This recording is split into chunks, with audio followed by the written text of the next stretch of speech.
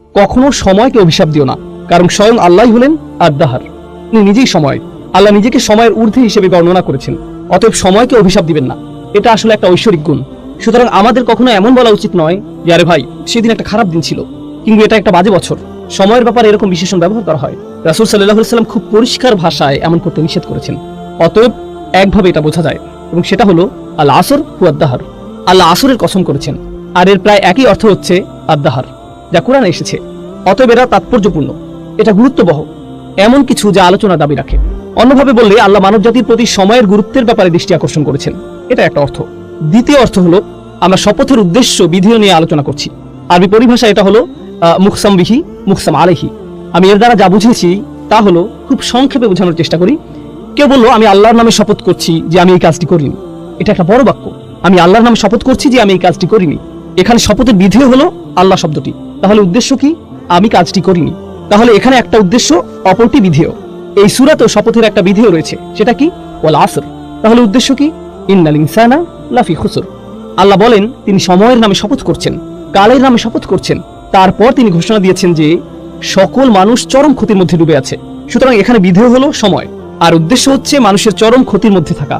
কোরআনে বা প্রাচীন আরবি অলঙ্কার শাস্ত্রে যখন এভাবে বলা হয়, বিধেয়কে আসলে উদ্দেশ্যের প্রমাণ স্বরূপ হিসেবে ধরা হয়। একে এভাবেই দেখা হয়, বিধেয় হলো উদ্দেশ্যের প্রমাণ, এটা হলো উদ্দেশ্যের দলিল। অন্যভাবে বললে, আপনি যদি বলেন মানুষ ক্ষতির মধ্যে রয়েছে, কেউ হয়তো বলল আপনার প্রমাণ কি? এই সূরার আলোকে মানুষের ক্ষতির মধ্যে থাকার প্রমাণ কি? মানুষের দেউলিয়া হয়ে যাবার প্রথম প্রমাণ কি? সময় নিজেই এর প্রমাণ। মানুষ সব সময় কোন জিনিসটি হারাচ্ছে? সময়, রাইট? এটা এমন একটা সম্পদ যা আমরা কখনোই ধরে রাখতে পারি না। আমরা কখনোই এই ঘন্টা, এই সময়, এই সেকেন্ড এগুলো ধরে রাখতে পারি না। এটা চলে যাচ্ছে, আর এটা এভাবে চলে যেতেই থাকবে। এটা এমন কিছু নয় যে আপনি সঞ্চয় করে রাখবেন, পরে প্রয়োজন মতো ব্যবহার করবেন। আর বলে রাখি, আমরা কিন্তু অনেক সময় ইতিমধ্যে হারিয়ে ফেলেছি। আপনি আপনার জীবনের পেছনের দিকে তাকালে দেখতে পাবেন আপনার জীবনে অনেক সুযোগ ছিল যা আপনি কাজে লাগাননি। আপনি আপনার সময়কে সুন্দরভাবে কাজে লাগাতে পারতেন, কিন্তু আপনি লাগাননি। আপনার এই সুযোগ ছিল, সেই সুযোগ ছিল, কিন্তু আপনি পুরোপুরিভাবে আপনার সময়কে কাজে লাগাননি। সুতরাং সময়ের আফসোস আপনি ইতিমধ্যেই করেছেন, কিন্তু আপনার এই আফসোস থেকে শিক্ষা নিয়ে ভবিষ্যতে একে ভালোভাবে কাজে লাগানোর ব্যাপারে মনোযোগী হতে হবে। কিন্তু এখানে আল্লাহ দুটো জিনিসকে একসাথে জুড়ে দিয়েছেন।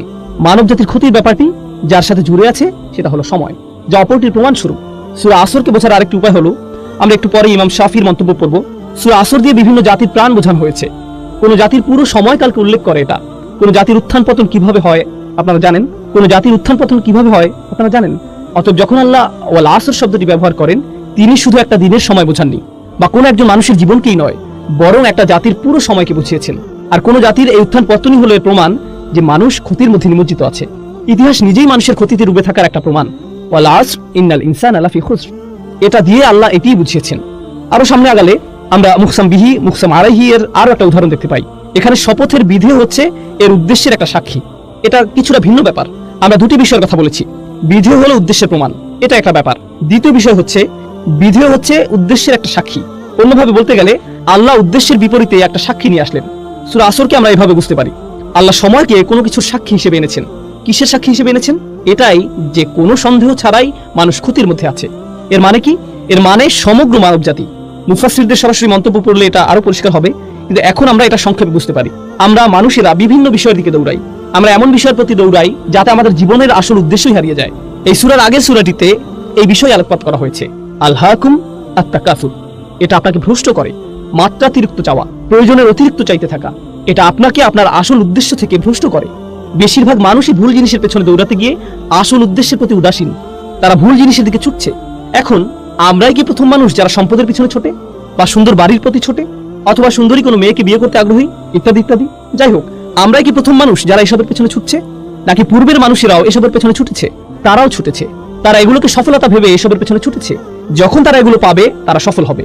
আর আল্লাহ সময়কে সাক্ষী হিসেবে নির্ধারণ করেছেন, যাতে আমরা দেখি পূর্ববর্তীরা এসবের পেছনে ছুটেছে আর ব্যর্থ হয়েছে। অন্যরা এসেছে, তারাও এসবের পিছনে ছুটেছে এবং ব্যর্থ হয়েছে। পরের লোকেরাও এসেছে এবং একই কাজ করেছে। হাজার বছর ধরে শত শত প্রজন্মের লোকেরা একের পর এক এই একই কাহিনী চলে আসছে। আল্লাহর এক অসাধারণ সৃষ্টি এইসব ঘটনা অবলোকন করছে। এটা একের পর এক এসবের সাক্ষী হয়েছে, আর আমাদের বেলায়ও এমনটা ঘটেছে। অন্যভাবে বললে মানব জাতির করুণ পরিণতির সাক্ষী হচ্ছে সময়। পরিশেষে আল আসর শব্দটির ব্যাপারে বলবো, আমরা এর ভাষাগত বিশ্লেষণে গেলে এটা আরো পরিষ্কার হবে। তবে আমরা এখন এর সারাংশ পর্যালোচনা করছি। এর সারাংশের আরো একটি ব্যাখ্যা হলো, আসরের অন্যতম অর্থ হলো এমন সময় যা শেষ হয়ে যায়, বা শেষের সময়। এমনকি আসরের নামাজও দিনের শেষাংশে পড়া হয়, তাই না? যখন সময় শেষ হয়ে যায়, আর ঐতিহাসিকভাবে বললে প্রাচীনকালে বিশেষ করে আরব সমাজে আসরকে ধরা হতো এমন সময় হিসেবে যখন ব্যবসায়ী বা পর্যটকরা খুব তাড়াহুড়া করত। যখন রাত নেমে আসতো তখন তারা অনেক বিপদের আশঙ্কা করত, হয়তো তারা তাদের সম্পদ হারিয়ে ফেলতে পারে এমন ভয় পেত। সুতরাং বেশিরভাগ হাসাল এবং বাসাল হতো আসরের সময়, সেটা ছিল সবচেয়ে ব্যস্ত এবং তাড়াহুড়ার সময়। এমনকি এটাও শপথ হিসেবে নেওয়া হয়েছে। আল্লাহ দিনের অন্যান্য সময় শপথ হিসেবে ব্যবহার করেছেন। তিনি বলেন ওয়াস-সুবহি ইযা আসফার ওয়াল ফাজরি ওয়া লায়ালিন আশর ওয়াদ-দুহা। এগুলো দিনের বিভিন্ন সময়ের বর্ণনা। আল্লাহ দিনের ভিন্ন সময়ের বর্ণনা দিয়েছেন, তিনি দিনের বিভিন্ন সময়ের কসম করেছেন। এমনকি ওয়ান নাহারি ইযা তাজাল্লা, রাইট, দিনের বেলার বর্ণনা। কিন্তু আসরের বর্ণনার বিশেষত্ব হচ্ছে এটা এমন সময় যা দিয়ে তাড়াহুড়া করা বোঝায়। অন্যভাবে বলতে গেলে এই সূরার সামনের দিকে আমরা পড়ব, আল্লাহ আমাদেরকে যা করতে বলেছেন তা সম্পূর্ণ করার জন্য আমাদের অনেক সময় হাতে নেই। এটা একটা জরুরি অবস্থার মতো, যা করার তাড়াতাড়ি করতে হবে। কারণ আমরা আমাদের জীবনের ভোর পার করে এসেছি, আমাদের জীবনের সূর্যাস্তের সময় ঘনিয়ে আসছে।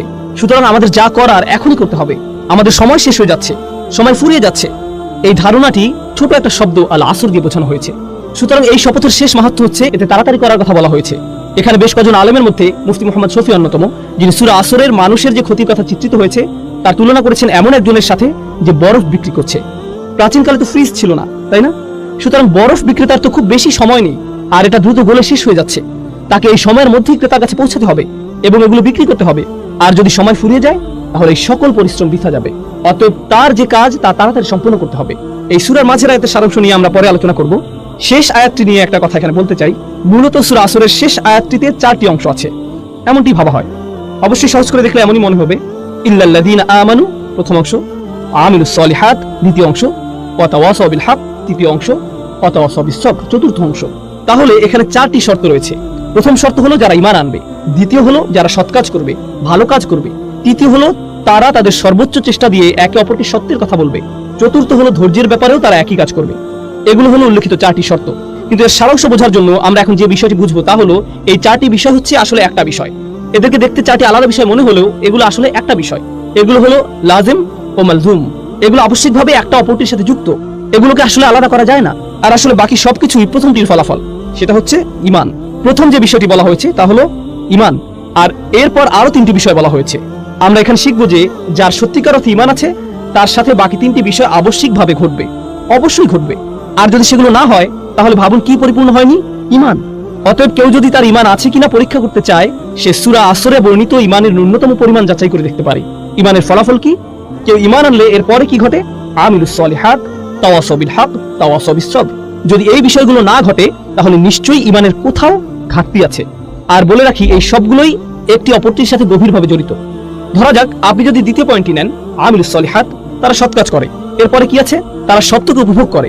তারা ভালো কাজ শুধু নিজেদের মধ্যে রাখে না, প্রচলিত অর্থে এই ভালো কাজ অন্যদের মধ্যেও ছড়িয়ে দেয়, সত্যকে অন্যদের মধ্যে ছড়িয়ে দেয়। অন্যভাবে বললে আপনি যদি সত্যিই ভালো কাজ করেন, এটা শুধু আপনার নিজের কাছে রাখা আপনার জন্য অসম্ভব হবে। এটা সম্ভব নয়। অবশ্যম্ভাবী ভাবেই আপনি এটা অন্যদের কাছে ছড়িয়ে দিবেন। এটাই ভালো কাজের নমুনা। আর যখন আপনি অন্যদের মধ্যে ছড়িয়ে দিবেন, আপনি কিছু মানুষ পাবেন যারা আপনার এই কাজকে পছন্দ করবে, আবার কিছু মানুষ পাবেন যারা আপনার এই কাজকে ঘৃণা করবে। আর যখন আপনি এমন কিছু মানুষ পাবেন যারা আপনার কাজকে ঘৃণা করছে, আপনি আবশ্যিকভাবেই নিজের মধ্যে কি তৈরি করবেন? সবর। আপনার অবশ্যই এটা থাকতে হবে। এগুলো প্রত্যেকটি সম্পর্কযুক্ত বিষয়, এগুলো একটা অপরটির সাথে যুক্ত। আর সামনে এগুলো নিয়ে আমরা আরো যাচাই করবো ইনশাআল্লাহ তাআলা। এই জন্য এই সূরাটি ঈমানের বিভিন্ন ফলাফলকে সবচেয়ে সুন্দরভাবে ফুটিয়ে তোলে, যা কোরআনে 2-1 এসেছে। কখনো আল্লাহ বলছেন আল্লাযীনা আমানু, আল্লাযীনা আমানু, শেষ, ব্যাস। কারণ বাকিটুকু কি? ঈমানের ফলাফল। সুতরাং আপনি যদি ঈমানকে ভালোভাবে বুঝতে পারেন তাহলে বাকিটুকু এমনিই বুঝে যাবেন। কখনো আল্লাহ একটু বাড়িয়ে বলেছেন আল্লাযীনা আমানু ওয়া আমিলুস সলিহাত, 2টি বিষয় বলা হয়েছে। কিন্তু এই সূরায় তিনি 2টি বিষয় বলেননি, তিনি 4টি বিষয় বলেছেন। আর আপনি যদি লক্ষ্য করেন এগুলোর মধ্যে শেষের 2টি কি? তাওয়াসাউ বিল হক, তাওয়াসাউ বিস সবর। এগুলো হলো মূলত কাজের বর্ণনা, এগুলো কাজ। সুতরাং আমিলুস সলিহাত একটা কাজ, তাওয়াসাউ বিল হক, তাওয়াসাউ বিস সবর এই 2টি হলো আমল, আমালাইন, এই 2টো কাজ। অন্যভাবে বললে আমরা এখানে জানতে পারলাম যে আল্লাহ 2টি কাজের প্রতি আলোকপাত করেছেন। আমি গতকালও এটা নিয়ে বলেছি, আল্লাহ এখানে এমন 2টি বিষয়ের প্রতি আলোকপাত করেছেন যা সাধারণত মানুষ এড়িয়ে যায়। যখন তারা ভালো কাজের চিন্তা করে, যখন তারা ভালো কাজ করতে চায়, এগুলো তারা সাধারণভাবে ভাবে না। তাই এখানে এই 2টি বিষয় পরিষ্কারভাবে বলে দেওয়া হয়েছে যাতে মানুষ বুঝতে পারে যে এগুলো হচ্ছে ন্যূনতম। তাওয়াসাউ বিল হক, তাওয়াসাউ বিস সবর, এগুলোর সাথে জুড়ে দেওয়া হয়েছে। এখন আমি আপনাদেরকে একটা দৃশ্য কল্পনা করতে বলবো। আমি নিজেও এটা থেকে উপকৃত হয়েছি, যে আমার শিক্ষক ডক্টর আব্দুস সামি একটা দার্সে বলেছিলেন। ডক্টর ইসরারও এটা নিয়ে বিস্তারিত আলোচনা করেছেন। আমার কাছে এটা খুবই উপকারী মনে হয়েছে। আর সূরা আসরের তাফসিরে যাওয়ার আগে আমরা এর শিক্ষাগুলো নিয়ে আলোচনা করব, এর সারাংশ বুঝব। আমরা এই সূরার শিক্ষাগুলো একজন অমুসলিমের যৌক্তিক দৃষ্টিভঙ্গির আলোকে বোঝার চেষ্টা করব। যখন আপনি একটা সমস্যার সম্মুখীন হন, হয়তো কারোর সাথে বিবাদ, জীবনের কোনো সমস্যা, যে কোনো সুস্থ স্বাভাবিক মানুষ এই অবস্থায় সর্বপ্রথম কি করবে? সে সর্বপ্রথম যেটা করবে তা হলো তার সেই সমস্যাটির অবস্থাটি ভালোভাবে যাচাই করবে। প্রথম কাজ হলো এর আসল অবস্থা বোঝা, এর সত্যিকারের কারণ খুঁজে বের করা। আপনি নিশ্চয়ই মানুষ কি বলে তা দিয়ে এটা যাচাই করবেন না, আপনি নিজেই ঘেঁটে দেখবেন। আর এটা যত বড় সমস্যা, আপনি তত ভালোভাবে এর সত্যতা যাচাই করবেন। আপনি নিজে এর প্রকৃত অবস্থা খুঁজে বের করবেন। এখানে মুসলিম হওয়ার সাথে কোনো সম্পর্ক নেই, বরং এখানে সততার প্রশ্ন। একজন সৎ মানুষ, একজন সৎ বিচারক অবশ্যই এটা করবেন। ধরুন আপনার পরিবারে কোনো বিষয় ঝগড়া লেগেছে, আপনার পরিবারের কিছু সদস্য কোনো বিষয় ঝগড়া করছে, আর তারা বিষয়টি আপনার সামনে উপস্থাপন করলো। অসৎভাবে আপনি কি করলেন? আপনি হয়তো আপনার একজন কাজিনকে পছন্দ করেন না, আপনি অন্যজনকে পছন্দ করেন। আপনি যাকে পছন্দ করেন না তার বিরুদ্ধে আপনার রায় দিয়ে দিলেন, ঠিক? কিন্তু সত্যিকারের সততা বা ন্যায় বিচার কি? সেটা হলো আপনি প্রথমে ঘটনার প্রকৃত অবস্থা যাচাই করবেন। ওকে, এরপর আপনি যখন সত্যটি খুঁজে পেলেন, তখন আর এটা খুঁজে পাওয়াই যথেষ্ট নয়, বরং আপনি অবশ্যই এর পক্ষে দাঁড়াবেন। আপনি এর পক্ষে রায় দিবেন। আপনাকে এই সত্যের পক্ষে কাজও করতে হবে। এটাও হতে পারে যে আপনি সত্যটি খুঁজে পেয়েছেন, কিন্তু আপনি সেই সত্যটি পছন্দ করছেন না। আর যখন আপনি সেটা পছন্দ করছেন না, আপনার মন সেই সত্যের পক্ষে কাজ করতে সাড়া দিচ্ছে না। সুতরাং আপনি যা সত্য হিসেবে বিশ্বাস করছেন তা আপনার কাজে পরিলক্ষিত হচ্ছে না। আমরা এমন অবস্থাকে কি বলি? বিশ্বাসঘাতকতা। এটাই নিফাক, এটাই বিশ্বাসঘাতকতা। কিন্তু আপনি যদি কোনো কিছুকে সত্য হিসেবে খুঁজে পান, তখন এটা নিয়ে বাঁচা, এতে লেগে থাকা, বাস্তবায়ন করা, কাজে লাগানো, এটা আপনার সততার মধ্যে পড়ে। আর এটাই আবশ্যিক ফলাফল। এখন আপনার নিজের মধ্যে এটা নিয়ে আসা একটা ব্যাপার যে এটা অন্যায়, আমি এটা আর করবো না। আমি খুঁজে পেয়েছি যে এটা একটা খারাপ কাজ, আমি আর কখনো এটা করবো না। আমি খুঁজে পেয়েছি এটাই আমার করা উচিত, অতএব আমি এটাই করব। এখন আপনি যখন দেখেন অন্যরা এটা করছে, আমরা এমন একটা সমাজে থাকি যেটা নিজের চরকায় তেল দাও এই নীতিতে চলে। এটা নবীদের নীতি ছিল না, এটা মুসলিমদের নীতি নয়।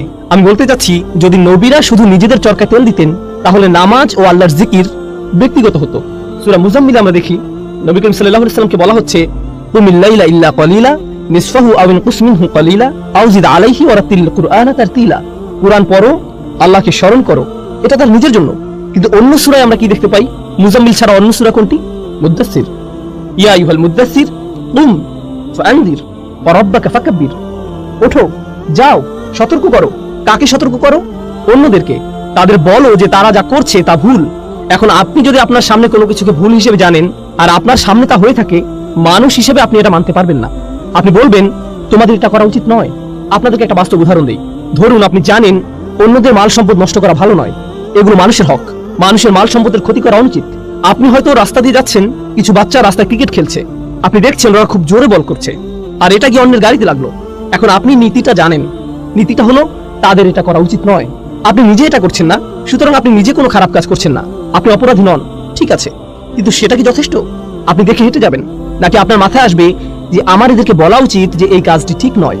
আমি তাদেরকে বলি যে তাদের অন্যদের ক্ষতি করার কোনো অধিকার নেই, আমার ন্যায়ের পক্ষে দাঁড়ানো উচিত।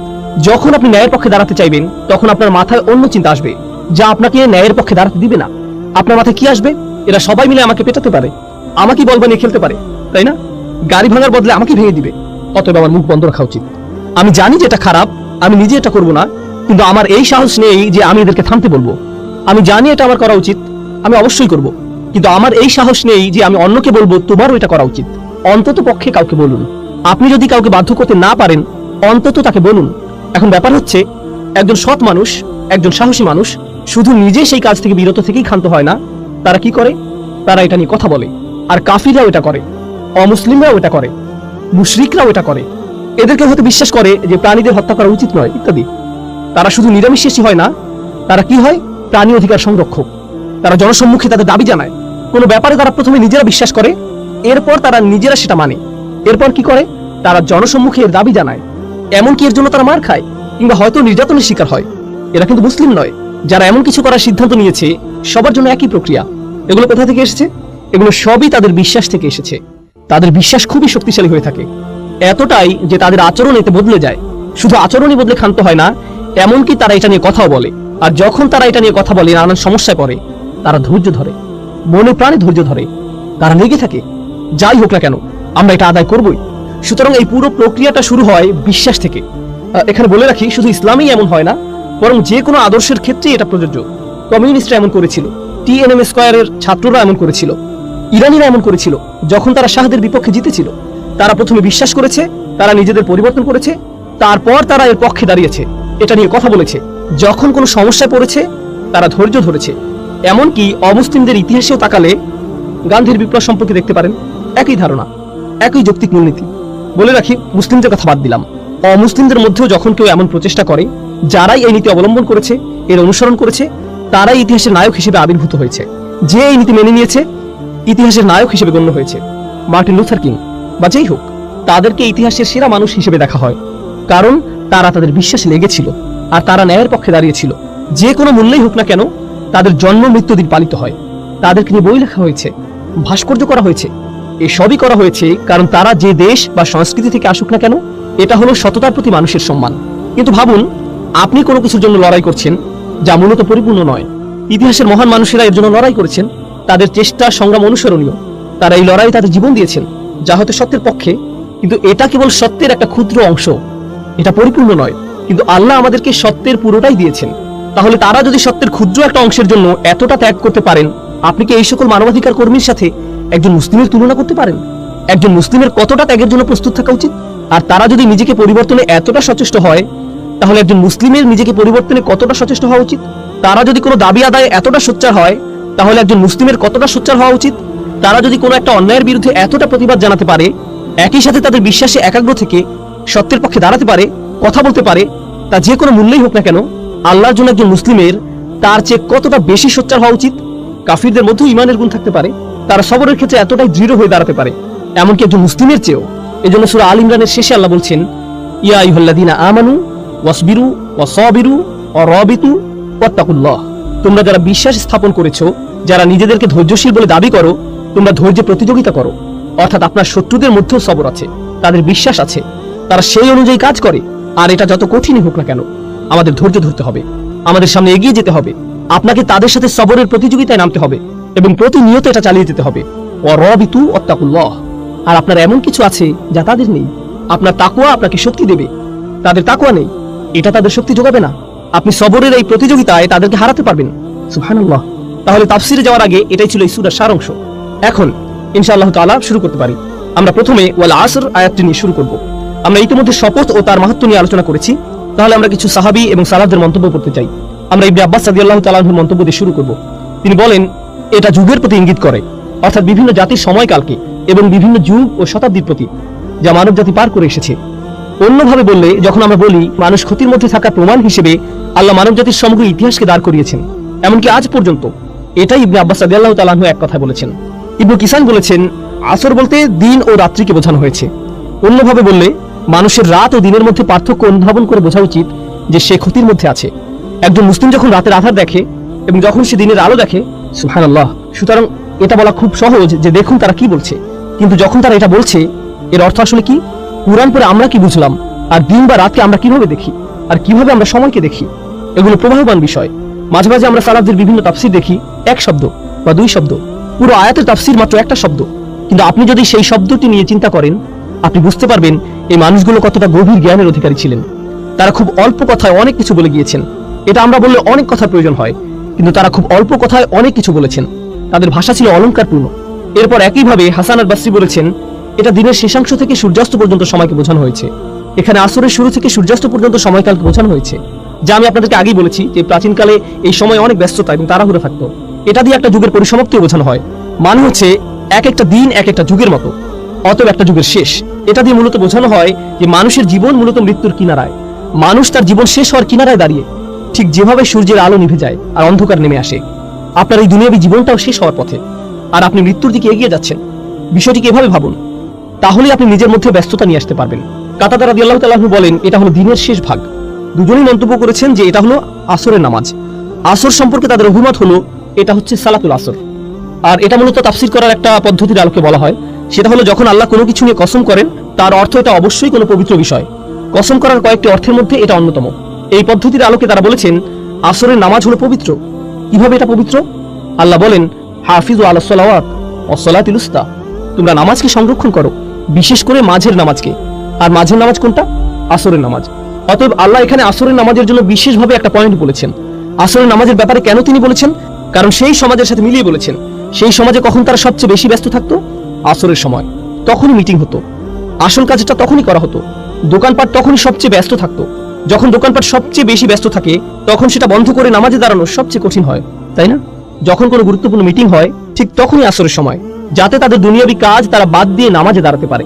তাই আল্লাহ এখানে কসম করে বলছেন যে যদি তারা এটা না করতে পারে তারা চরম ক্ষতির মধ্যে পড়ে যাবে। সুবহানাল্লাহ। তারপরে আইসারাত তাফসীরে আমরা দেখি এখানে বলা হয়েছে আদ-দাহরু কুল্লুহু, আসর দিয়ে পুরো সময়কে বোঝানো হয়েছে। আর শাব্দিক বিশ্লেষণে আমরা দেখতে পাই এতে আছে আদ-দাহর ও আল আসর। সূরা ইনসানে আল্লাহ বলছেন হাল আতা আলাল ইনসানি হিনুম মিনাদ দাহর, এখানে দাহর শব্দটি ব্যবহৃত হয়েছে আর এই সূরায় আসর শব্দটি ব্যবহৃত হয়েছে। অতএব আমরা এই দুইটি শব্দের মধ্যে পার্থক্য বুঝতে পারলাম। যাই হোক, আইসারাত তাফসীরে সময়কে বা সময়ের কিছু অংশকে বোঝানো হয়েছে।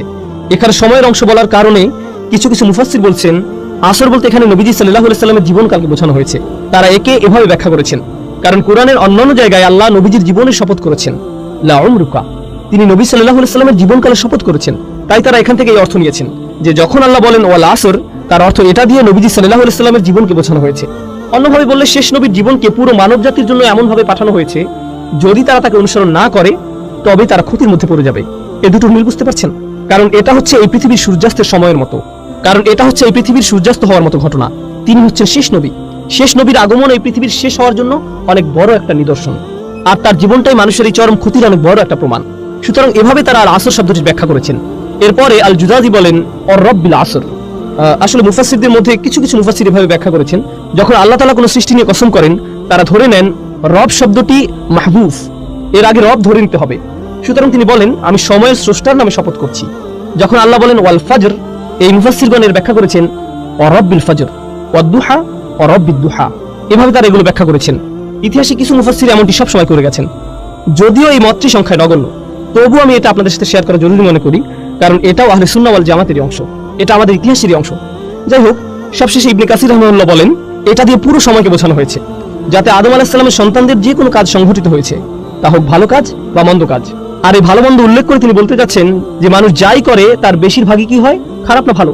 যেহেতু তারা খারাপ কাজটা বেশি করে তাই তারা ক্ষতির মধ্যে আছে। সময় দিয়ে বোঝানো হয়েছে তাদের দুটো করারই সামর্থ্য আছে, কিন্তু তারা যেহেতু বেশি খারাপ কাজ করে তাই তারা ক্ষতির মধ্যে আছে। এখন আমরা শুধু আসর শব্দটির শাব্দিক বিশ্লেষণ দেখব। আসর শব্দটি একটা ক্রিয়ামূল থেকে এসেছে যার মূল শব্দ হলো আসরাহু আও ইতাসরাহু, দুটি ব্যবহৃত হয়েছে। ইফতিয়াল একই সাথে সুলাসি মুজাররাদও ব্যবহৃত হয়েছে যার শাব্দিক অর্থ হলো তিনি চাপ দিয়েছেন, চিপে বের করেছেন, নিংড়ে নিয়েছেন। এমন কোন কাপড়ের কথা ভাবুন যা পানিতে চুবানো ছিল, আপনি সেটাকে তুলে এমনভাবে নিংড়ে নিলেন যাতে সমস্ত পানি বের হয়ে আসলো, এভাবে এটা ব্যবহৃত হয়েছে। ফল দিয়ে ওটা বোঝা যেতে পারে, আপনি এমনভাবে ফল চাপ দিলেন যাতে সমস্ত রস বের হয়ে আসলো। আরবিতে রস বলা হয় আসিরকে, আর এর ক্রিয়ামূল হলো ইতাসরাহু। উদাহরণস্বরূপ ইতাসারাত তুফাহ, এর মানে হচ্ছে সে আপেলের রস বের করে ফেললো, কোনো কিছু নিংড়ে বের করা, এটা হচ্ছে প্রথম অর্থ। আসরা সাওবান, সে কাপড় থেকে পানি বের করে ফেললো। এরপর কোরআনে আমরা পাই অফিহি ইয়াসিরুন, এটা হলো মুদারে, এভাবেও কোরআনে এসেছে অফিহি ইয়াসিরুন, তারা এ থেকে জুস বের করে নিল। যেভাবে তারা আগের কালে আঙ্গুর বা জলপাই জাতীয় ফল থেকে মদ বানাতো, এখানে সে চিপে বের করা বলতে এরকম বোঝানো হয়েছে যেভাবে রস বের হয়ে আসে। একজন কবি বলেন আমাদের নেতাদের মধ্যে কেউ যদি আপনার মতো এভাবে চিপে বের করে দিত, মানে হচ্ছে এক গোত্রের একজন অন্য গোত্রের নেতার কাছে গিয়ে কিছু টাকা পয়সার আশা করত। সে টাকা পয়সা পাওয়ার আশায় তাকে গিয়ে বলতো আপনার এত টাকা আছে, আপনি যা খরচ করেন তা তো কেবলমাত্র কিছু বিন্দু কণা, এই ধনভাণ্ডারের পুরোটাই আপনার আছে। আমার আশা আমাদের নেতারাও আপনার মতো এভাবে টাকা খরচ করতো, যদি আমরা তার কিছু বিন্দু কণা উপভোগ করতে পারতাম। আসলে সে তাকে প্রশংসা করতো যাতে সে কিছু টাকা পেতে পারে, এটাই কাব্যের বৈশিষ্ট্য। এই কবিতাগুলো পড়ার সুবিধা হচ্ছে এ থেকে আপনি তৎকালীন আরবের ভাষার ব্যবহার সম্পর্কে ধারণা পাবেন। এতে আমরা বুঝতে পারবো আল্লাহ তৎকালীন আরবের মানুষের সাথে কি ভাষায় কথা বলেছেন, কারণ এটাই তাদের ভাষা, এই ভাষাতেই তারা কথা বলে। এরপরে আমরা দেখি আসারাত শব্দের ব্যবহার। প্রাচীন আরবের একটা চমৎকার শব্দ, এটা এমন নারীকে বোঝাতে ব্যবহৃত হয়েছে যে তার পূর্ণ যৌবনে পা দিয়েছে, কেউ তার যৌবনের শেষ অবস্থায় পড়েছে, তখনই আসারাত স্ত্রীবাচক শব্দ ব্যবহৃত হয়েছে। অথবা এমন মেয়ের ক্ষেত্রে যে প্রাপ্তবয়স্ক হয়েছে, তখনও আসারাত শব্দের ব্যবহার হয়েছে। এখানে আমরা পাই মেঘেরা এমন অবস্থায় পৌঁছেছে যাতে বাতাস এসে তাদের নিংড়ে দিয়ে যায়, এটা একটা ছবির মতো ভাষা। মেঘগুলো কাপড়ের সাথে তুলনা করা হয়েছে যা এমন ভাবে চিপড়ানো হয় যাতে বৃষ্টি ঝরে পড়ে। কুরআনেও আমরা এই শব্দের ব্যবহার দেখতে পাই ওয়া আনজালনা মিনাল মুসিরাতি, একই শব্দ ওয়া আনজালনা মিনাল মুসিরাতি মা আন সাজ্জাজা, একই মূল শব্দ ব্যবহৃত হয়েছে। আমরা মেঘমালা সৃষ্টি করেছি যা নিংড়ে বের করা হয়, অর্থাৎ বাতাসে এরা একে অপরের সাথে ধাক্কা খায়, এভাবে এগুলো চাপ খায় এবং বৃষ্টি পড়ে। এই আয়াতে এরকম চিত্র আমরা দেখতে পাই। আমি আপনাদের আগেও বলেছি, আমি এখন বলছি এটা কোথা থেকে এসেছে। শারহে শাফিতে শিহাব লিখেছেন আসর হচ্ছে এমন একটা সময়কাল যখন কেউ মারা যায়। অথবা এমন সময়কাল যা ইতিহাসে দেখা যায় যখন কোনো জাতি বিলুপ্ত হয়, যখন কোনো জাতি ধ্বংস হয়। এটা আমি আপনাদেরকে শুরুতে বলেছিলাম। এমন সময় যখন তাড়াহুড়া করা হয়, কিংবা এমন সময় যাতে মানব জাতির করুণ পরিণতি ঘটে। আসরের সাথে এই দুটি অর্থই সম্পৃক্ত। পরিশেষে আমরা আরো কিছু দেখি, যেমন মা ফালতু আসরান, এটা বলতে বোঝানো হয় আমার কাজটি যখন করা উচিত ছিল আমি তখন করিনি। সুতরাং আসর হচ্ছে এমন সময় যাতে আপনার কোনো কিছু করা উচিত। সূরা আসরে এটা যেভাবে প্রয়োগ করা হয়েছে সেটা আমরা এভাবে বুঝতে পারি, ওয়াল আসর ইন্নাল ইনসানা লাফি খুসর, মানুষ নিঃসন্দেহে ক্ষতির মধ্যে আছে। আর এর পরিবর্তনের সময়টি হচ্ছে এখন, এই মুহূর্তে এটা পরিবর্তন করা উচিত। আসর শব্দের এটা একটা মাহাত্ম্য। একইভাবে এমন সময় এসেছে যখন তার আসার কথা নয়, যখন তার আসার কথা নয়, এমন সময় যখন তার আসার কথা নয়। এগুলো হচ্ছে শুধুমাত্র আসর শব্দের অর্থ। আমাদেরকে সময়ের প্রতি গুরুত্ব দেওয়ার কথা বলা হয়েছে, যা প্রতি মুহূর্তে আমাদের কাছ থেকে হারিয়ে যাচ্ছে। মুফাসসিরদের বিভিন্ন মন্তব্যের সূক্ষ্ম ব্যবহার বা ব্যাকরণগত পর্যালোচনা আমাদের কাছে কিছুটা কঠিন লাগতে পারে, কিন্তু আসুন আমরা ভেবে দেখি এটা কিভাবে আমাদের কাজে লাগতে পারে।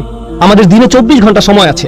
এর মধ্যে কয় ঘন্টা আমরা ঘুমিয়ে কাটাই, কয় ঘন্টা আমরা কাজ করি, কয় ঘন্টা আমরা দুনিয়ার সঞ্চয়ের কাজে ব্যবহার করি, হয়তো দুনিয়ার বিল পরিশোধ করার কাজে, কিন্তু কয় ঘন্টা আমরা আখিরাতের বিল পরিশোধ করার কাজে ব্যবহার করি, কয় ঘন্টা আমরা আল্লাহর হিসাব নিকাশের সামনে দাঁড়ানোর জন্য নিজেদের প্রস্তুত করি। এখানে বাৎসরিক একটা হিসাব আপনাকে দিতে হবে, কিন্তু আসল হিসাব সামনে আসছে, যেখানে আমাদের প্রত্যেকটি কাজের হিসাব আমাদের দিতে হবে। আমি এটা সবসময় বলে থাকি, এই সূরায় আসর শব্দটির ব্যবহারের তাৎপর্য হলো এখানে একটা দিনের অংশ বোঝানো হয়েছে। আল্লাহ আমাদেরকে আমাদের পুরো জীবনকে তুলে ধরেছেন, যদিও এটা কেবলমাত্র একটা দিন, মাত্র একদিন। আপনি যদি একদিনের জন্য আপনার জীবনকে পরিবর্তন করতে পারেন, তাহলে আপনি আপনার জীবনকেই পরিবর্তন করলেন। কারণ অনেকেই জানেন, অনেকে এখানে ফুল টাইম চাকরি করেন, অনেকে ফুল টাইম ছাত্র, অনেকে সবসময় বাসায় থাকেন। এই দিনগুলো প্রায় একই রকম হয়ে থাকে, একই কাজ, একই রুটিন, একই কাজ বারবার করতে হয়। তাহলে আপনি যদি আপনার দিনের একটা অংশকে পরিবর্তন করতে পারেন, আপনি আসলে আপনার জীবনের একটা অংশকে পরিবর্তন করলেন। আপনি আপনার জীবনের অংশই পরিবর্তন করলেন। আর এই পরিবর্তন করার সময়টা চলে যাচ্ছে। আমি আপনাদের একটা পরামর্শ দেব, এটা তাফসীর নয়, বরং আমার নিজের পরামর্শ। তা হলো, রমজানে আমরা আমাদের পরিবর্তন করি, আমরা ঈদের সময় বিভিন্ন পরিবর্তন আনি, আমরা বিশেষ কোনো অনুষ্ঠানে আমরা আমাদের নিত্যকার রুটিনের পরিবর্তন আনি, হয়তো পরিবারের কোনো সদস্যদের মৃত্যুতে, হয়তো সন্তান জন্মের উপলক্ষে, ইত্যাদি কারণে আমরা এই পরিবর্তনগুলো আনি। এরপরে আমরা আবার আমাদের রুটিনে ফিরে যাই, কারণ আমাদের কোনো তাড়াহুড়া কাজ করে না। আপনি দেখবেন, আপনি কখনো বলবেন না আমি আগে ঠিক 9টায় কাজে যেতাম, আমি এভাবে কিছুদিন গিয়েছি, কিন্তু এখন আমি কিছুটা অলস হয়ে পড়েছি, এখন আমি 10টায় বা 11টায় যাই। আপনি এমন বলবেন না, কারণ আপনি জানেন যে আপনি তাহলে বরখাস্ত হবেন। আপনি জানেন যে আপনাকে সেখানে সময় মতো থাকতেই হবে। আসলে আপনি নিজেকে এমনভাবে তৈরি করেছেন যেখানে আপনাকে সময় মতো থাকতেই হবে। আপনার প্রতিদিন সেখানে সময় মতো উপস্থিত হওয়া ছাড়া কোনো উপায় নেই, এছাড়া আপনার কোনো পথ নেই। এভাবে ভাবার কারণে আপনার ধারাবাহিকতা ধরে রাখা সহজ হয়েছে। এখন আর এটা তেমন কোনো কঠিন বিষয় নয়, আপনাকে এটা করতেই হবে। এই নিয়ে দুইবার ভাবার প্রয়োজনও নেই। কেউ আপনাকে হয়তো বললো, ভাই তুমি এটা কিভাবে পারো? আমাকে এটা করতেই হবে। কিভাবে পারি জানি না, আমাকে শুধু এটা এভাবেই করতে হয়। আমরা যদি সত্যিকার অর্থে বিশ্বাস করি, যেভাবে আমরা বিশ্বাস করি যে আমরা যদি সময় মতো উপস্থিত হতে না পারি তাহলে আমরা চাকরি হারাবো, আমরা যদি সত্যি সত্যি বিশ্বাস করি আমরা একটা ক্ষতির দিকে এগিয়ে যাচ্ছি, আর এখানে এমন কিছু আচরণ আছে যা আমাদের মধ্যে আনতে হবে, যেমন নামাজে নিয়মিত হওয়া, উদাহরণস্বরূপ খারাপ কাজ থেকে বিরত থাকা।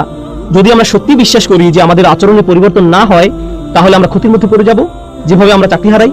আপনি দেখবেন কোনো ইমিগ্রেশন অ্যাপয়েন্টমেন্টের জন্য মানুষ দেরি করে না, সেখানে মানুষ 2 ঘন্টা আগে গিয়ে বসে থাকে।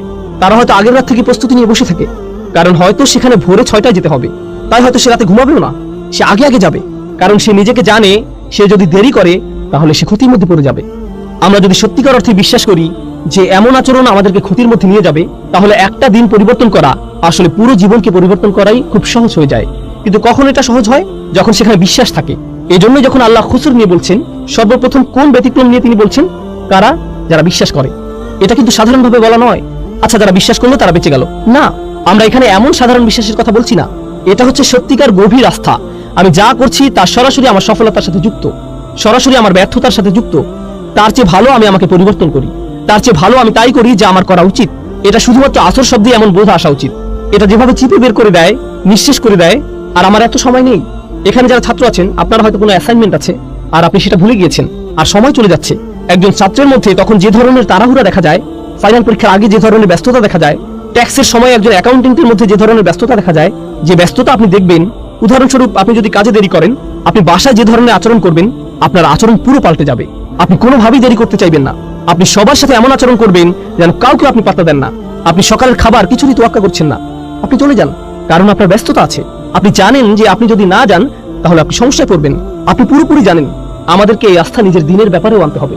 আপনার বস যদি আপনাকে বলে, আমি কসম করে বলছি তোমার সমস্যা হবে, যদি আপনার বস এটা বলে, সে যদি বলে আমি কসম করছি, সে হয়তো অফিসে আসলো, সে আপনাকে নির্দিষ্ট করে বলল না, সে বলল প্রত্যেক কর্মচারীর বিশাল ক্ষতি হবে, আমি কসম করছি তোমাদের প্রত্যেকেরই ক্ষতি হবে, এবার অনেক বড় লোকসান হবে। আপনি কি মনে করেন সে যখন চলে যাবে আপনাদের মধ্যে কি কেউ বলবে হ্যাঁ হ্যাঁ আমার কিছু হবে না, আমি ঠিক আছি? না, সে নির্দিষ্ট করে কিছু বলেনি। সে বলেনি কিছু কর্মচারীর ক্ষতি হবে, সে বলেনি ওই যে তার ক্ষতি হবে। তিনি বলেছেন প্রত্যেকেরই ক্ষতি হবে, আপনাদের সবার ক্ষতি হবে। আর আপনারা অচিরে লক্ষ্য করবেন যে সময় চলে যাচ্ছে, ক্ষতির সময় এগিয়ে আসছে। আপনারা খুব শীঘ্রই বুঝতে পারবেন যে আপনারা কতটা ক্ষতির মধ্যে আছেন। এখন যখন আপনি এটা শুনবেন, এই দুনিয়ায় আপনার জন্য একটা ব্যস্ততা কাজ করবে। আপনার মনে হবে ও আল্লাহ, আমার এখন কি করা উচিত? তিনি কি করতে চান? তিনি কেন রেগে আছেন? এমন কিছু কি আছে যা আমরা করছি না? এখন চিন্তা করুন, যখন আপনার একটা চাকরি থাকে, বলে রাখি আমি আপনাদের এই উদাহরণগুলো দিচ্ছি যাতে আপনারা এই সূরাটি আরো ভালোভাবে বুঝতে পারেন ইনশাআল্লাহ। মুসলিমের জীবনে এটা একটা গুরুত্ববহ সূরা। এটা একজন মুসলিমের জন্য এমন একটা উপহার যা আল্লাহ মাত্র 3টি আয়াতের মাধ্যমে দিয়েছেন, যা আমাদের জীবনকে পরিবর্তন করে দিতে পারে। তিনি আমাদেরকে পুরো কোরআন মুখস্থ করতে বলেননি, শুধু সূরা আসরটা মনে রাখবেন। সুবহানাল্লাহ, দেখবেন এটা কিভাবে আপনার জীবনকে পরিবর্তন করে দেয়। এখন চিন্তা করুন, আপনি একটা চাকরি পেলেন, আপনার বস আপনাকে বলল তোমার কাজ 4টি। প্রতিদিন আপনার কয়টি কাজ আছে? 4টি। মাঝে মধ্যে আপনার বস আপনাকে এমন কাজ দিবে যা আপনি খুব সহজেই পারবেন, আবার মাঝে মধ্যে আপনার এমন কাজ থাকবে যা আপনার করতে ভালো লাগবে না। কিন্তু যেহেতু আপনি এই চাকরিটি করছেন, আপনার কয়টি কাজ করতে হবে? সবগুলোই। আপনার হয়তো 2টি করতে ভালো লাগে, কিন্তু আপনাকে 4টিই করতে হবে। 2টি আপনার ভালো লাগে, 2টি আপনার ভালো লাগে না, কিন্তু 4টি কাজই আপনি করেন। এখন যদি কেউ মনে করে, বা আমি যদি মনে করি আমি শুধু 2টি কাজ করব, কারণ আমি এই 2টি খুবই ভালো পারি, আমি বাকি 2টি নিয়ে চিন্তা করব না, আমি এমনকি এগুলো ছুঁয়েও দেখব না। বস যখন দেখবে আমি এই 2টি কতটা ভালোভাবে করেছি, সে কি বাকি 2টির কথা ভুলে যাবে? এগুলো নিয়ে কোনো সমস্যা হবে না? তাহলে আপনি বাকি 2টি কাজ করলেন না। আপনার বস 1 সপ্তাহ পর আসলো, কতদূর করেছো? কাজের অগ্রগতি কি? আমি প্রথম কাজ 2টি শতভাগ করেছি। ও আচ্ছা, বাকি 2টির কি অবস্থা? আসলে আমি এই 2টি করব না, কিন্তু দেখুন আমি এই প্রথম 2টি কত ভালোভাবে করেছি। এই লোকের কি অবস্থা হবে? আপনাদের কি মনে হয় সে কি তার চাকরিটা ধরে রাখতে পারবে? আপনি যদি সম্পূর্ণভাবে সেগুলো নাও করেন, আপনাকে যে 4টি কাজ দেওয়া হয়েছে সে 4টি কাজ আপনাকে করতেই হবে। আপনি হয়তো শতভাগ করতে পারেননি, কিন্তু আপনাকে প্রত্যেকটি অন্তত 70 ভাগ কাজ হলেও করতে হবে। এটা কোনো একটা কাজের 100% করার চেয়েও ভালো, বুঝতে পারছেন? তাহলে যখন আল্লাহ 4টি কাজের কথা বলছেন, ইল্লাল্লাযীনা আমানু ওয়া আমিলুস সলিহাত ওয়া তাওয়াসাউ বিল হক ওয়া তাওয়াসাউ বিস সবর, তখন আমরা বলি ঈমান। আমাদের ঈমান নিয়ে কাজ করতে হবে, কিছু ভালো কাজ। আর আর বাকিগুলো, ওগুলো তো আলেমদের জন্য, ওগুলো শাইখদের কাজ, ওগুলো দায়ীদের কাজ, ওগুলো অন্যরা করবে, এগুলো আমার কাজ নয়। তাহলে আপনি এখানে কি করছেন? আল্লাহ বলেন এই 4টি কাজ যারা করবে না তাদের প্রত্যেকেই বিশাল ক্ষতির মধ্যে আছে, কিন্তু আপনি শুধু 2টা করছেন, বা 1টা বা 3টা। ব্যাপারটা এমনই, আপনি এর মধ্যে থেকে বাছাই করছেন যে আপনাকে ক্ষতির মধ্যে নিয়ে যাবে, এর কোনো ফলাফল পাবেন না। এই সূরার মাধ্যমে এমন দৃষ্টিভঙ্গি আমাদের তৈরি করতে হবে। আমি আজকে আরো 10 মিনিট নেব, সম্ভবত আমাদের তৃতীয় একটা সেশনের প্রয়োজন হবে ইনশাআল্লাহ তাআলা। আমি ভেবেছিলাম হয়তো আমাদের 3টা সেশন লাগতে পারে, ওয়ালিল্লাহিল হামদ। আচ্ছা, এখন একটু ইন্নাল ইনসানা লাফি খুসর এটা নিয়ে কথা বলা যাক। প্রথমত, ইন্না শব্দটি আরবি ভাষায় ইন্না দিয়ে কেবলমাত্র নির্দিষ্টতা বোঝায় না, বরং এমন লোকদের প্রতি ইঙ্গিত করে যারা আপনার কথায় সন্দিহান। ইন্না শব্দটির মাধ্যমে এখানে ইন্নাল ইনসানা লাফি খুসর এই আয়াতের মাধ্যমে আমরা বুঝতে পারি যে বেশিরভাগ মানুষ যখন এটা শুনে কি করে? তারা অবিশ্বাস করে। তারা ভাবতে পারে না যে এতটা খারাপ হতে পারে। এটা আসলে এত খারাপ হতে পারে না। আপনি খুবই হতাশাজনক কথা বলছেন, এটা এত খারাপ নয় ভাই। তাই আল্লাহ আপনাকে সুনিশ্চিত করে বলছেন অবশ্যই এটা এমনই। ইন্না ভাষাগতভাবে এটা ইজালাতিশ শাক, এটা সন্দেহ দূর করার জন্য ব্যবহৃত হয়েছে। তার মানে এই সন্দেহ আগে থেকেই ছিল। আপনি হয়তো ভাবছেন এটা কাফিরদেরকে বলা হচ্ছে। কিছু কিছু মুফাসসির বলছেন আল ইনসান আই আল কাফির, কিন্তু কিছু কিছু মুফাসসির আবার এর বিপক্ষে শক্ত প্রমাণ উপস্থাপন করেছেন। কিভাবে? কারণ এর শেষের ইল্লা দিয়ে ব্যতিক্রম বুঝিয়েছে। কারণ আল্লাহ এখানে পুরো মানব জাতির ব্যতিক্রম উল্লেখ করেছেন। যদি তিনি এখানে কাফিরদেরকে বুঝাতেন তাহলে ব্যতিক্রম উল্লেখ করার প্রয়োজন হতো না, কাফির তো কাফিরই। কিন্তু যেহেতু এখানে ইল্লা দিয়ে ব্যতিক্রম বোঝানো হয়েছে, সেহেতু এখানে প্রত্যেকটি মানুষকে আলাদাভাবে বোঝানো হয়েছে। এখন আমরা ইনসান শব্দটি সংক্ষেপে বুঝতে চাই। ইনসান শব্দটি আমরা আগেও পড়েছি, কারণ এই শব্দটি আগে বহু সূরায় এসেছে। ইনসান শব্দটির কয়েকটি মূল আছে, এর মধ্যে একটা হলো নিসিয়ান, মানে হলো ভুলে যাওয়া। অর্থাৎ মানুষকে মনে করানো প্রয়োজন যে সে খুব ভয়াবহ ক্ষতির মধ্যে আছে, কিন্তু পরক্ষণেই কি ঘটে? সে ভুলে যায়। আপনি খুতবা শুনেন, আপনাকে স্মরণ করানো হয়, আপনার চিন্তা আসে, আর আপনি ভাবেন ভাই আমার কাজের ব্যাপারে সচেতন হওয়া প্রয়োজন। আর যখন আপনি মসজিদের পার্কিং এ হয়তো কোনো গাড়ি দেখলেন, আপনি সব ভুলে গেলেন। ইনসান, আল্লাহ মানুষকে এই পৃথিবীতে পাঠানোর আগে এই মানুষের ব্যাপারে এটা বলে দিয়েছেন, আলাস্তু বিরাব্বিকুম ক্বালু বালা শাহিদনা। সূরা আরাফে তিনি বলেন, আমি কি তোমাদের প্রভু নই? আমরা বলেছিলাম হ্যাঁ অবশ্যই আপনি আমাদের প্রভু, আমরাই এর সাক্ষী। আমরা পৃথিবীতে আসার আগেই আল্লাহকে এই সাক্ষী দিয়ে এসেছি যে তিনি আমাদের প্রভু। আর এখন আমরা ভুলে গিয়েছি, আমাদের মনে নেই। আমরা লা ইলাহা ইল্লাল্লাহ বলার গুরুত্ব হারিয়ে ফেলেছি। মুহাম্মদ রাসূলুল্লাহ সাল্লাল্লাহু আলাইহি সাল্লাম এই বলার শক্তি হারিয়ে ফেলেছি। আমরা ভুলে গেছি সুতরাং ইনসান শব্দটি এখানে ফার্দের সমর্থক হিসেবে এসেছে, আলাদা ব্যক্তি। আর নাফস লোকটি, কিছু শব্দ আছে যেগুলো সমর্থক, আল বাশার মানুষ, আর নাস, কিন্তু এখানে এসেছে ইনসান। এর দুইটা তাৎপর্য আছে, একটা হলো আমাদের ভুলে যাওয়ার প্রতি ইঙ্গিত, আর দ্বিতীয় হলো ইনসান শব্দটি দিয়ে আলাদা ব্যক্তি বোঝায়, যা হলো ইসমে জিন্স। এর মাহাত্ম্য হলো এই শব্দটি দিয়ে দুটি বিষয় বোঝানো হচ্ছে, এটা সমগ্র মানব জাতিকে সম্পৃক্ত করে, আবার একই সাথে এটা একক বোঝায়। এখানে শিক্ষণীয় একটা বিষয় আছে। ইনসান শব্দটির ব্যাপারে ছোট একটা বিষয় বলে আজকে শেষ করবো ইনশাআল্লাহ। তা হচ্ছে দায়িত্বের ব্যাপ্তি নিয়ে। মনোবিজ্ঞানে দায়িত্বের ব্যাপ্তি বলে একটা কথা আছে। এখানে যারা আছেন আমি আপনাদের সহজ করে বাড়ির উদাহরণ বা একটা ক্লাসরুমের উদাহরণ দিব। আমার বাসায় আমার বাচ্চারা আছে, আলহামদুলিল্লাহ আমার 5 জন সন্তান আছে। তারা সারা বাড়ি ছুটাছুটি করে। আমি যখন বাসা থেকে বের হয়ে যাই তখন যদি বলি দুষ্টুমি করো না, এটা বলে যদি দরজা বন্ধ করে দিই, আমি শুধু বললাম দুষ্টুমি করো না, তারা কি দুষ্টুমি করবে না? করবে। এটাই হচ্ছে দায়িত্বের ব্যাপ্তি। কিন্তু আমি দরজা খুলে যদি বলি হুসনা তোমার বোনকে জ্বালাবে না, ওয়ালিয়া দেয়ালে আঁকবে না, হুদা চিৎকার করবে না, আহমদ ঘুমাতে যাও, আমি যদি নির্দিষ্ট করে বলি, তাহলে কি তারা তাদের দায়িত্বের ব্যাপারে বেশি সচেতন হবে না? অবশ্যই। যদি আমি সাধারণভাবে বলি তাহলে কি হবে? এটা নিশ্চয়ই অন্য কারো ব্যাপারে বলছে, তাহলে আমি ঠিক আছি। বুঝতে পারছেন? শিক্ষক ক্লাসে বললেন, ছাত্ররা হয়তো অনেক চেঁচামেচি করছে, শিক্ষক বললেন সবাই চুপ করো, সবাই কি চুপ করবে? কিন্তু শিক্ষক যদি একজনকে নির্দিষ্ট করে বলেন, বাকিদের জন্য উদাহরণ তৈরি করেন, সবার চিৎকার বন্ধ।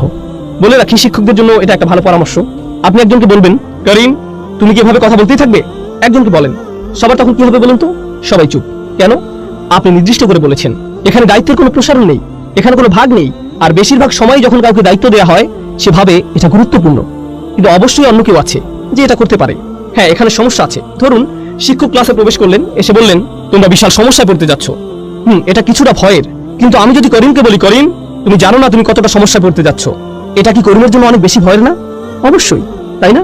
তাহলে এখানে যদি বলা হতো ইন্নান নাস আলা ফি খুসর, মানুষ ক্ষতির মধ্যে আছে, এটা একরকম।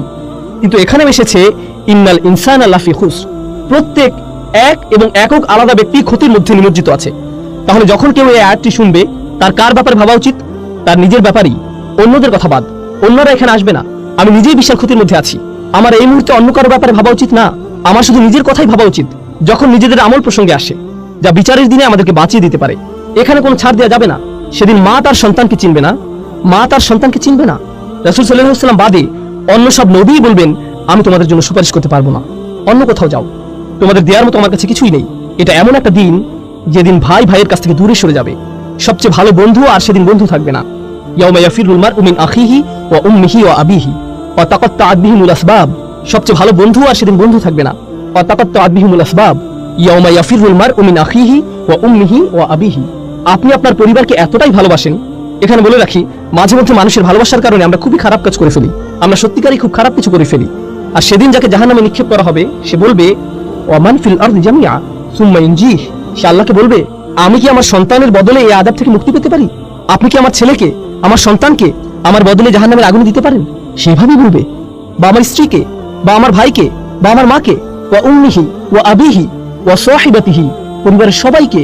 ওয়া মান ফিল আরদি জামিআ, সে সকল মানুষের দিকে তাকাবে এবং বলবে ও আল্লাহ আপনি আমাকে জাহান্নামে দিচ্ছেন, আপনি আমার বদলে এদেরকে জাহান্নামে দিন, এদের সবাইকে, কিন্তু আমাকে বাঁচিয়ে দিন। সুম্মা ইনজিহ, সে যেন মুক্তি পায়। সুবহানাল্লাহ। এই হলো সেদিনের সম্পর্কের ধরন। এখন চিন্তা করুন, সেদিন আপনি সবাইকে ভুলে যাবেন। তাহলে আমরা এখানে বুঝতে পারছি আগে আমাদের এই দুনিয়ায় সবাইকে ভোলা উচিত।